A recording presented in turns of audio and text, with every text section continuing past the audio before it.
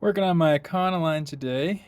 Has a 5.4 liter 2-valve engine, and I had a ticking sound, and I also have high fuel trims, meaning a lean condition.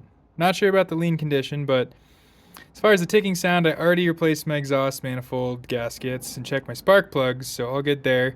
But here are my lifters. So there's a good one, there's a good one, there's a good one, there's a good one. These are just as I removed them. And this one right here, see that? It's a bad lifter. That's a good lifter. I'm replacing all of them because I had a few bad ones. But if you have any lifters doing that, that might be your tapping sound.